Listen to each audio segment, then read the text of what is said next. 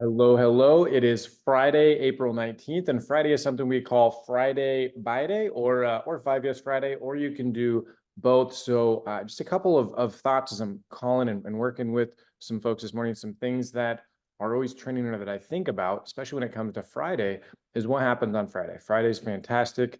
A lot of people that are in an office somewhere with an hourly wage kind of start to check out or they spend. It's really interesting when you look at one of the difference between entrepreneurs, folks that have an opportunity where effort equals reward, and where different folks are in their life or business or building. If you go into an office, there's this idea of, oh, it's Monday, and then they spend Tuesday, Wednesday talking about, oh, it's the middle of the week and I can't wait for Friday. Then they're Thursday, and today's Friday, and they're like, oh, it's Friday. And there's not a lot of productivity comparatively, and not for everybody, but it's a general kind of idea for hourly workers versus, and it depends on organization and other things. Some businesses are way better than others, but there's a sense of, waiting for the weekend for a lot of people. And one of the things I've always appreciated about our business is that we get the opportunity every single day to grow, to add to our income. We don't have to sit in an office and go, man, it doesn't matter how hard I work today or what I do, my income is going to stay the same. I remember feeling that way, thinking that way when I worked in some various things, 10 plus years ago. But anyways, I love that about our business. Today is 20% of our Monday 20%, Tuesday 20%. Like each day, it's 20% of our effort. We put 100% effort into 5 days. 100% equals a week, and a week's worth of consistency is really, really powerful in our business. So a couple of updates, some neat things happening in our divisions. Also going to talk about simplifying the closing process, and we'll be out of here. So a couple of updates. I sent out a calendar invite yesterday for May 14th, division Zoom meeting. We're going to do it on Zoom. Some of you may want to get together locally and participate that way or individually. It's 90 minutes, a little bit. I think it's an hour and 40 minutes. So I know Zoom being on there for a long period of time can be sort of taxing. So we've also got some guests, and we're going to do some interactive things as well. If you are meeting with some people locally, you'll be able to interact in that capacity. We'll go into breakout rooms, get some participation going. I don't know about you, but hey, by the way, for those of you that may be a little more shy, I know it sounds weird because of our business is so outgoing, but I know some folks, they don't necessarily want to be on the spotlight, so we're not gonna call on anybody. So just show up, be there. Don't be worried about, oh, are they going to call me? What if I don't know. But for those that want to participate, there will be some opportunities for that as well. So very, very, I'm excited for that. It's May 14th. I sent out the calendar invite.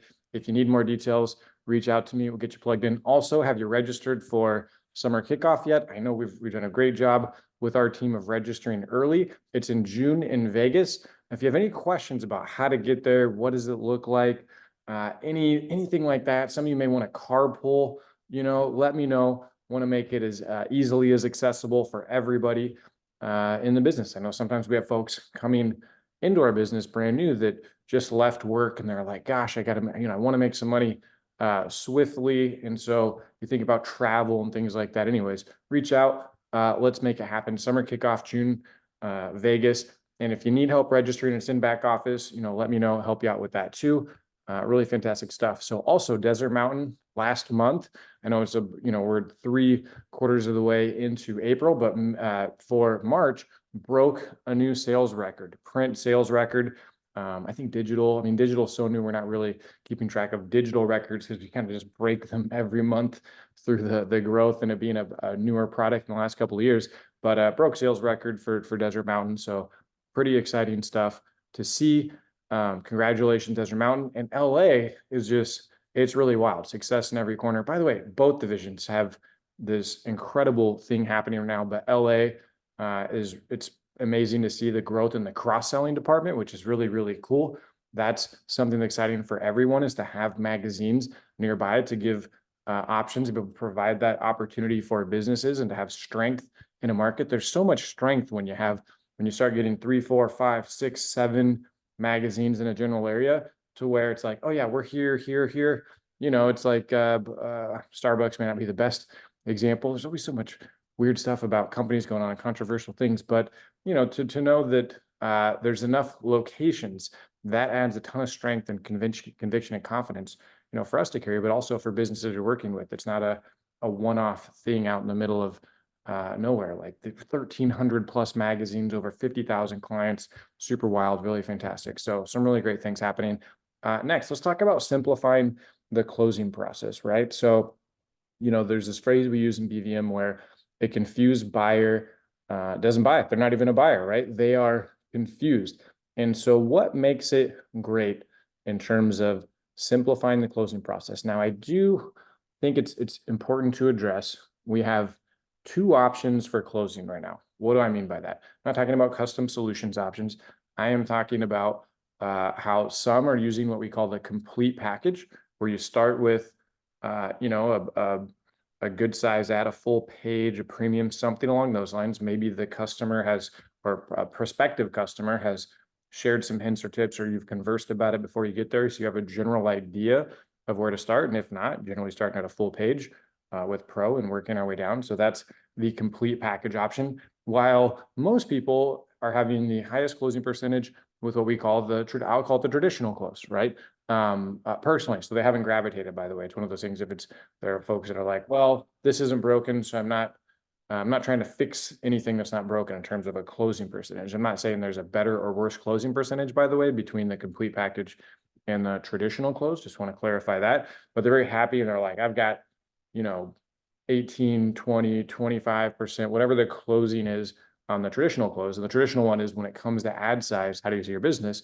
Obviously, there are some friction points sometimes, figuring out how to get really smooth at having the person sitting across from you choose their own ad size. That's one of the biggest, most important parts of the traditional close. While I think the complexities of the complete package are when you present something, there can be some sticker shock, regularly, since of the 15 businesses we meet with each week, new businesses for first appointments, 12 of them are small and medium. So it can be a little bit of sticker shock. So the skill set there is figuring out how to drop down incrementally, working with the client to do that together so that they feel confident enough to buy, right? So when I think about those two options for closing and how to simplify it, you got to have a beginning, middle, and end of the presentation. What do I mean? The beginning of our presentation is top notch. The way we run the appointment, it lets us understand the person very swiftly by asking questions, right? You notice there's questions woven throughout our appointment presentation, talking points. So you have the beginning is really just creating that connection initially, letting them know we're a professional by showing them through the words we use. The middle, really the educational part of our appointment. Now, some people are going to get it more than others. Some people it takes a little more education. It's also one of the skills of a publisher, being a great educator. Some of our top publishers, Kathy Duran, over $1 million per year for 10 years, was a third grade school teacher, right? So there's something to be said. There's also a lot of organization that comes with that, simple way of describing things. But so beginning is the connection, not a forced rapport connection, but use the questions we have in the talking points. The middle, the educational component, working together with them. Hey, here's what we're doing. Here's how we do it. Really, you're highlighting the value. That's important. I also think it's really important that we're not trying to battle someone, right? If they have their own ideas about something, we're not trying to tell them they're wrong. It makes me think of the advertising versus sponsor slide, and how that slide specifically is one of the most important slides where there could be friction. Let's say they're advertising or doing something else. It's not our job to say, hey, those are terrible. In fact, we say the complete opposite.